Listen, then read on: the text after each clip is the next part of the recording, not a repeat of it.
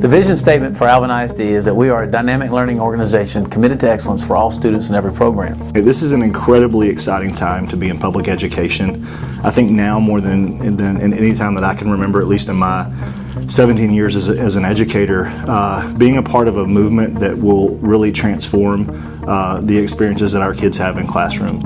As you know, we've been driven by a testing system that's somewhat taken the autonomy out of learning.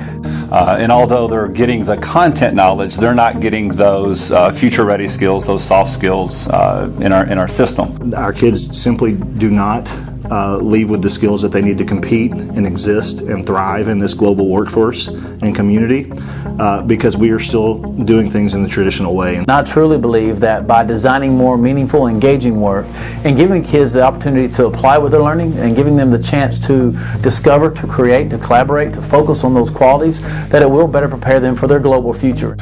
We've been very excited this year in what we've seen, and we realize that it's a work in progress, but even in this short term of a year, we have seen tremendous progress and excitement and higher levels of student engagement, more collaboration, more critical thinking inside of the classrooms. And so we want to make sure that we have a common language in everything that we do. But most specifically in the relationship model that we choose to use, begins with a social contract where kids really understand how to interact with each other and how to be self-governed in the classroom, if you will, and to use those as we start to engage in a learning model to develop our team norms. Really want to make certain that we have a solid base for how we're going to maintain and form relationships with our students. I do not think we could do anything without building relationships. Okay, what can I do to get to know these children better?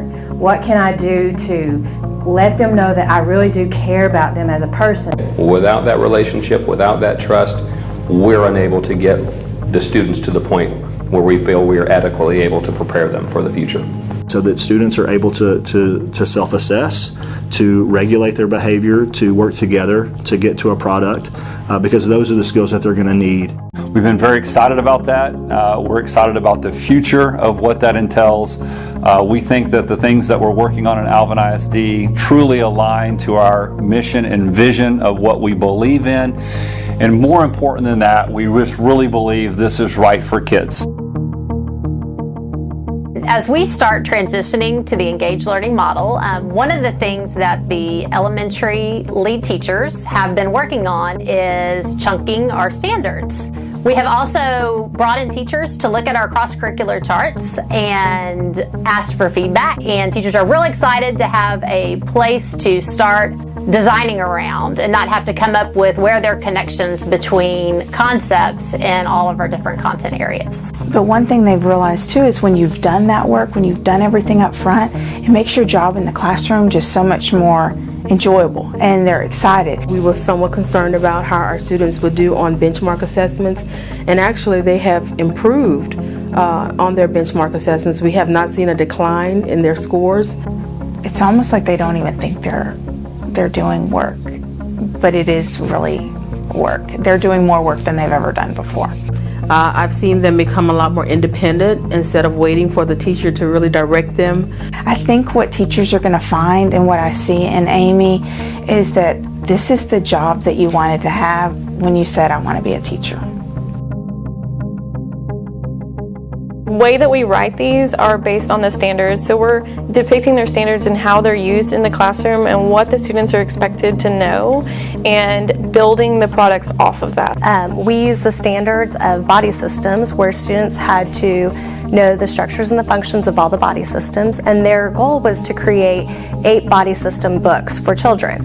And later, they're going to be reading to the kids at our elementary school. Our most recent project is called Cupcake Wars, and so we took the standards that we needed to master concerning multiplication and division of fractions and multiplication and division of decimals, and turn that into an authentic experience for the kids. The challenge brief usually comes from an authentic audience where they are giving the project requirements as well as the driving question. I actually contacted the host of Cupcake Wars, Justin Woolman, and asked him if he would record our launch for us that included our challenge brief and the project requirements that the students needed to do for the actual project. You ready for this?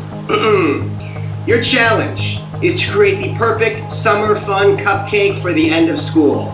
So oftentimes I use the rubric and I'll go through it with the students and we'll see where are they and what can we do to raise the rigor so that we can get to the next level. The rubric, you have words like math terms, and if you don't know them, you have two columns that are it's knows and needs to knows. And if you know them, then you put them under knows, and if you don't know them and you need to know them, then you put them under needs to knows, and then you put the needs to knows into questions.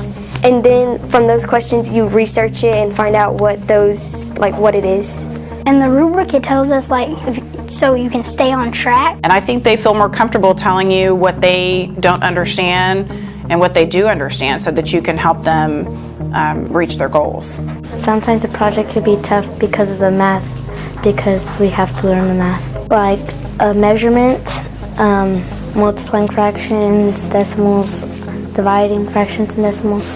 The hardest part of a project is finding the information, because it can't be too wordy, because then the people that you're demonstrating it to won't understand, and it can't be too small because you need to get the information in. You know, nobody's spoon feeding me stuff, information, so I can go out, find my own information, and then retain it a lot better. This year it's more we have choices and there are less worksheets. It's not just writing stuff down in your journal, it's getting hands-on. The students are giving a learner tracking tool, so after they have met the mastery of the standard, they're able to check off those items and knowing that they can move on to the next teeth that they need to master. We get grades depending on our progress checks and our post-assessments. She doesn't give us a group grade, but we take progress checks, and that gives us a grade to see what point we're at. It asks you about math because you're using the math to make the cupcake.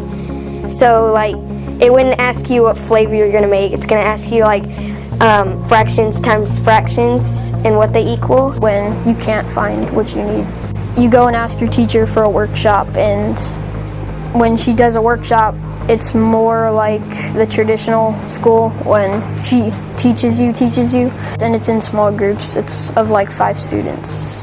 We share what we've learned that day, so you get what everybody did that day and how everybody, what everybody learned.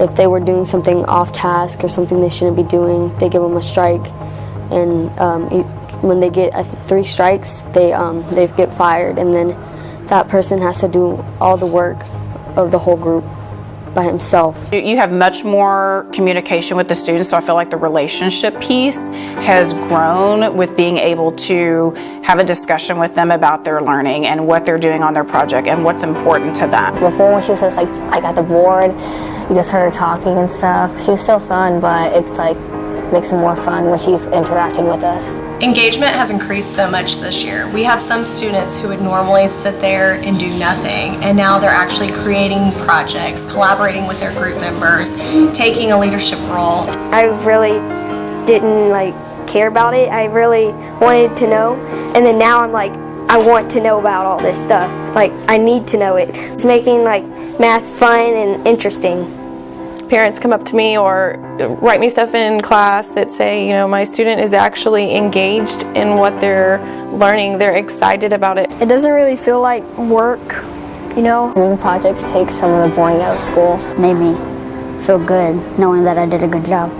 I'm more inspired now because I know that I'm truly helping these kids be prepared for when they leave school. I know this is going to be a challenge.